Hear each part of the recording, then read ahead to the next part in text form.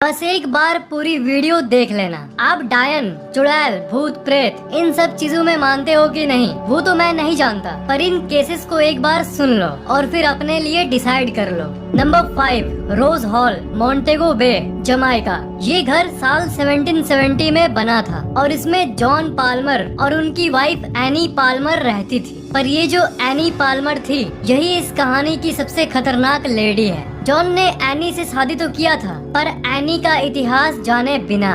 Any का जन्म Hattie नाम के एक जगह पर हुआ था और जब ये सिर्फ 10 साल की थी तब इनके माता पिता दोनों टाइफाइड बीमारी के चलते मारे गए थे। फिर उस लड़की को एक नैनी यानी एक दाई ने पाला पोसा और दाई ने उस लड़की को काला जादू और टोटके भी सिखाने लगी। कहानी में वापस आए तो जब एनी की शादी जॉन से हुई तब कुछ ही दिन बाद एनी ने जॉन को मार डाला और वो घर अपने नाम कर ली। उसके बाद वो 3 बार शादी की और तीनों पतियों को उसने मार डाला और पतियों के साथ साथ जितने नौकर उसके घर में काम करते थे सबकी वो बलि चढ़ा देती थी। पर एक बार एक नौकर के बेटे जिसके फादर एनी के घर काम करते थे और जिसे एनी ने मार डाला था, उस नौकर के बेटे ने बदला लेने के लिए एनी को मार डाला। ये माना जाता है कि एनी आज भी उस घर में भटकती है। वो व्हाइट विच यानी डायन के नाम से भी जानी जाती है और ये भी कहा जाता है कि जितने पतियों और नौकरों को बेरहमी से एनी ने काले जादू से मारा था, वो सब आज भी इस घर को हॉन्ट करते हैं। 1965 में इस घर को एक म्यूजियम में बदल दिया गया और आज भी जो स्टाफ इस म्यूजियम में काम करते हैं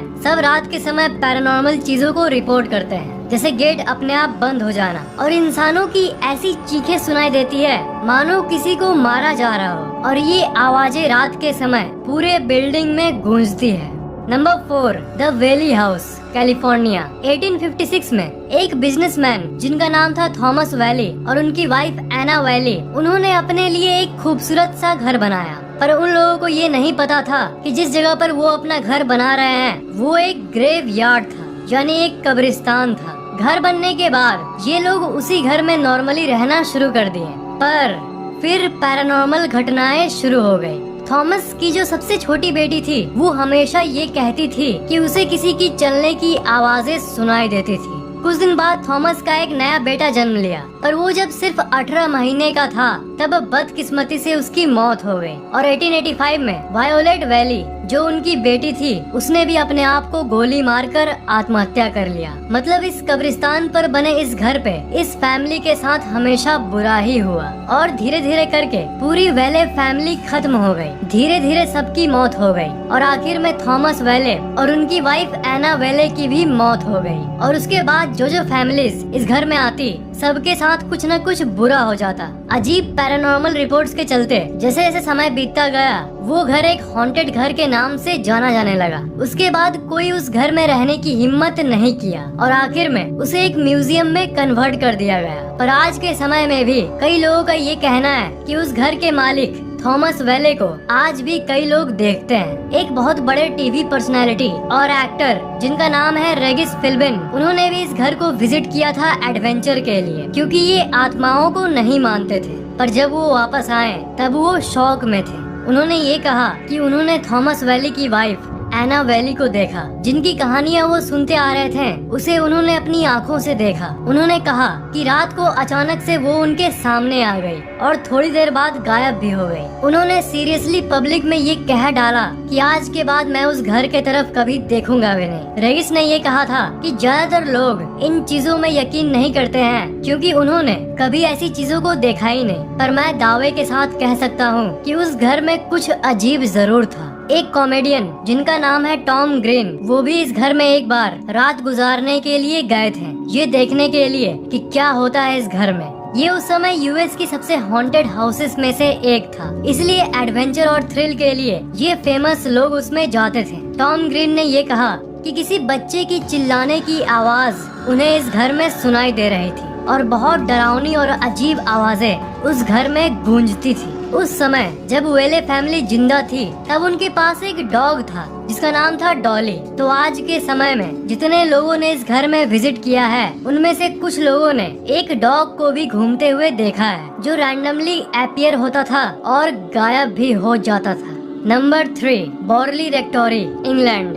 बॉर्ली रेक्टोरी को इंग्लैंड की सबसे हॉन्टेड हाउस भी माना जाता है। इस घर में आज तक बहुत सारे परिवार रह चुके हैं। सभी परिवारों ने कई रोंगटे खड़े कर देने वाली इंसिडेंट्स को रिपोर्ट किया है। इस घर में हर फैमिली को हंसते हुए बच्चों की आवाजें, गाते हुए और चिल्लाते हुए लोगों की आवाजें सुनाई देती आई है। बहुत सारे विजुअल्स यानी आंखों से देखे जाने वाले फिगर्स को भी इन्होंने देखा है और पावरफुल अदृश्य ताकतों को भी अनुभव किया है। और सबसे अजीब घटना है मैसेज ऑन द वॉल्स। मतलब इस घर के दीवार पर मैसेज लिखा हुआ मिलता है, जैसे गो अवे मतलब चले जाओ, या फिर लीव दिस हाउस यानी इस घर को छोड़ दो। ये घर सबसे पहले एक प्रीस्ट का हुआ करता था जो अपनी फैमिली के साथ रहता था। मतलब ये प्रीस्ट वाली फैमिली इस घर की सबसे पहली रेसिडेंट थी। इन्होंने ये रिपोर्ट किया कि पैरानॉर्मल घटनाओं की शुरुआत हुई फुटस्टेप्स यानी चलने की आवाजों से। मतलब जब ये रात को सो रहे होते थे तभी दूसरे रूम से ऐसी आवाजें आती थी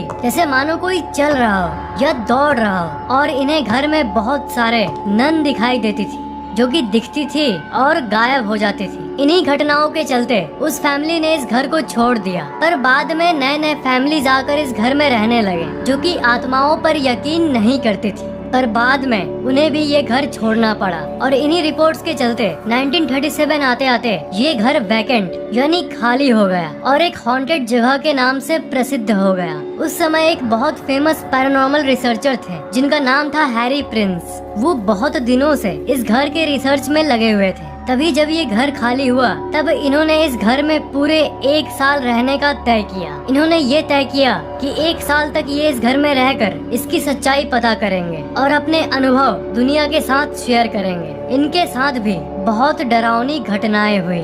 एक बार एक आत्मा इनके सपने में आकर इनको ये बताई कि ये घर राख में बदल जाएगा और एक नन जिसकी मौत हुई थी इस घर में, उसके शरीर की एक पार्ट जमीन के अंदर से बाहर निकलेगी। ये सपना बहुत अजीब था और ज्यादा मतलब नहीं बना रहा था, पर ये डरावना था और सच था कि नहीं ये तो हैरी को भी नहीं पता था।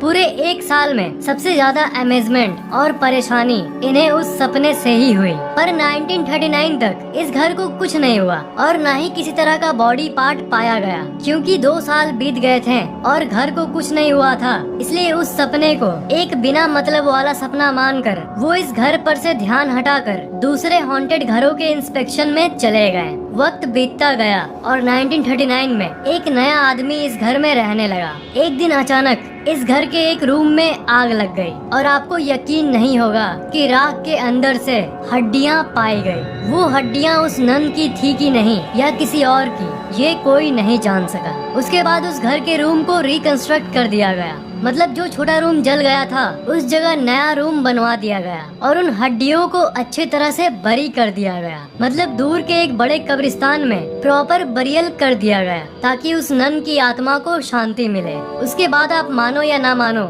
इस घर में भूतिया घटनाएं रुक गई और सब कुछ नॉर्मल हो गया। पर कुछ सालों बाद फिर जो फैमिलीज आई उसे एक नन तो परेशान नहीं कर रही थी, पर और कई तरह के स्पिरिट्स की घटनाएं उन नए परिवारों ने रिपोर्ट किया। इसलिए इन्वेस्टिगेटर्स का तो यही मानना है कि यहाँ एक नहीं बहुत सारे आत्माएं रहती है और ये घर आज भी हॉन्टेड है। Number 2, Monte Christo homestead house, Australia. ये पूरे ऑस्ट्रेलिया देश की सबसे हॉन्टेड घर है और इस घर में अजीब हैपनिंग्स तब से होती आ रही है जब से ये बना था। इस घर को 1885 में बनाया गया था और तभी से इसमें हॉन्टेड एक्टिविटीज होती आई है। क्रॉले परिवार इस घर में रहने वाला सबसे पहला परिवार था और इन्होंने बहुत वियर्ड हैपनिंग्स को अनुभव किया था। इनके घर में एक नौकरानी काम करती थी। एक दिन अचानक वो सीढ़ी पर से फिसल गई थी, पर उसका ये कहना था कि वो फिसली नहीं थी बल्कि उसे किसी अदृश्य शक्ति ने ढकेला था। पर क्रॉले फैमिली को लगा कि ये बढ़ा चढ़ाकर बोल रही है, पैर फिसल गया होगा इसका।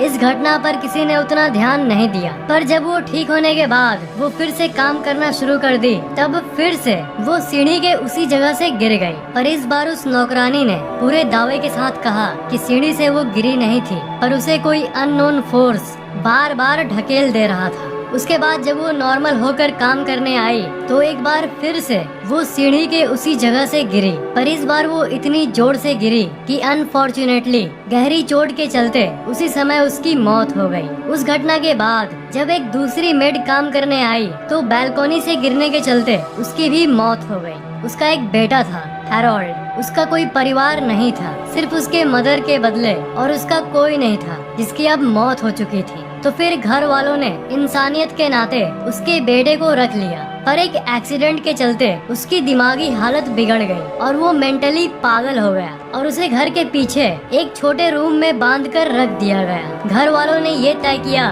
कि अगर कुछ दिनों में ये ट्रीटमेंट से ठीक नहीं हुआ तो इसे मेंटल हॉस्पिटल भेज दिया जाएगा। वो लड़का हर रात को किसी उल्फ जैसी आवाजें निकालता था और लोकल लोगों को ये लगता था कि घर के पीछे किसी मॉन्स्टर को रखा गया है। बाद में ठीक न होने के चलते उसे एक मेंटल हॉस्पिटल में भेज दिया गया और मेंटल हॉस्पिटल में जाने के कुछ दिनों बाद ही उसकी मौत हो गई। पर अजीब बात ये है कि आज के समय में भी हर रात भेड़िए जैसी आवाज लोकल लोगों को सुनाई देती है। और ये अजीब चीजें सिर्फ तभी तक नहीं चली जब तक क्रॉली फैमिली इस घर में थी। उसके बाद भी कई दूसरे परिवार इस घर में रहने आए। क्रॉली ने इस घर को कम दाम में एक दूसरे फैमिली को बेच दिया था और वजह वही थी, रात को घर के पीछे से आने वाली भेड़िए की आवाज, जो कि उस पागल लड़के के मरने के बाद भी आती थी।